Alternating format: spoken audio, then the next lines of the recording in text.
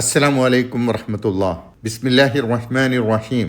മനുഷ്യൻ്റെ സൃഷ്ടിപ്പ് ആരംഭിച്ച ചരിത്രം ഈ സൂറത്തിൽ വിവരിക്കുന്നത് 26 മുതൽ തുടങ്ങുന്ന ഏതാനും ആയത്തുകളിലാണ് എന്ന കാര്യം കഴിഞ്ഞ ക്ലാസ്സിൽ സൂചിപ്പിച്ചല്ലോ. അതിൽ ആദ്യത്തെ ആയത്ത്, അതായത് 26ാമത്തെ ആയത്ത് നാം പഠിക്കുകയും ചെയ്തു.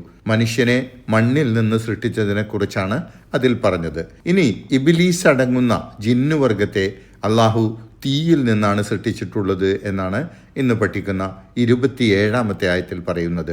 ആയത്തിന്റെ അർത്ഥം വിവരിച്ച ശേഷം ജിന്നുകളുമായി ബന്ധപ്പെട്ട് ഖുർആനിലും ഹദീസുകളിലും വന്നതിന്റെ അടിസ്ഥാനത്തിലുള്ള ചില വിവരണങ്ങൾ നൽകാം ഇൻഷാ അല്ലാഹ്. വൽ ജാന്ന ഖലഖ്നാഹു, ജിന്നുകളെയും നാം സൃഷ്ടിക്കുകയുണ്ടായിരുന്നു. മിൻ ഖബ്ലു, അതിനു മുമ്പ്. കഴിഞ്ഞ ആയത്തിൽ മനുഷ്യനെ മണ്ണിൽ നിന്ന് അള്ളാഹു സൃഷ്ടിച്ചു എന്ന് പറഞ്ഞ ശേഷം പറയുകയാണ്, മനുഷ്യനെ സൃഷ്ടിക്കുന്നതിന് മുമ്പ് നാം ജിന്നുകളെയും സൃഷ്ടിച്ചിരുന്നു. മിന്നാരി സമൂം, തീജ്വാലയിൽ നിന്ന്. നല്ല ചൂടുള്ള കാറ്റിന്, തീക്കാറ്റിനാണ് സമൂം എന്ന് പറയുക. ഇവിടെ നല്ല ചൂടുള്ള കത്തിജ്വലിക്കുന്ന തീജ്വാല എന്ന അർത്ഥത്തിലാണ് സമൂം പറഞ്ഞിട്ടുള്ളത്. ജിന്നുകളെ അള്ളാഹു തീജ്വാലയിൽ നിന്ന് സൃഷ്ടിച്ചു എന്ന് സൂറത്തുർ റഹ്മാനിൽ പറയുന്നത് ഇങ്ങനെയാണ്: ഖലഖൽ ജാന്ന മിൻ മാരിജിൻ മിൻ നാർ. ജിന്നുകളെ തീയിൻ്റെ ജ്വാലയിൽ നിന്നാണ് സൃഷ്ടിച്ചത്.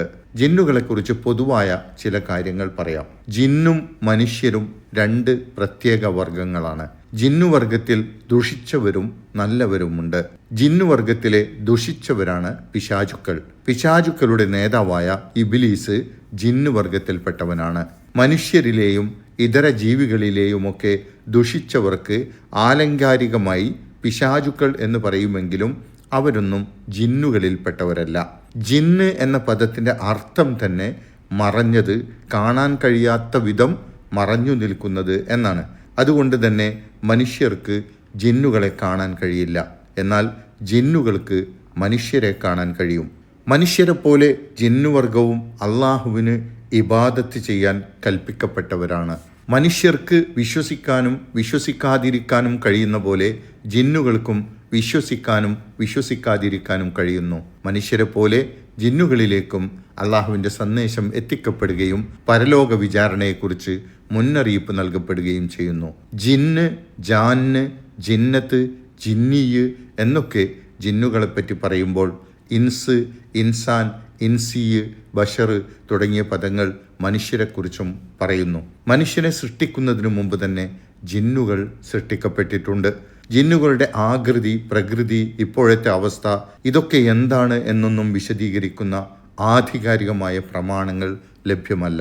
ഖുർആനിലെ വിവിധ സന്ദർഭങ്ങളിൽ ആദം ഇബ്ലീസ് സംഭവം വിവരിക്കുമ്പോൾ ജിന്നുകളിൽപ്പെട്ട ഇബ്ലീസിനെ കുറിച്ച് അവിടെ പറയുന്നത് ജിന്നുകളുടെ ആകൃതിയും പ്രകൃതിയും അവസ്ഥയും വിവരിക്കുക എന്ന ഉദ്ദേശത്തിലല്ല.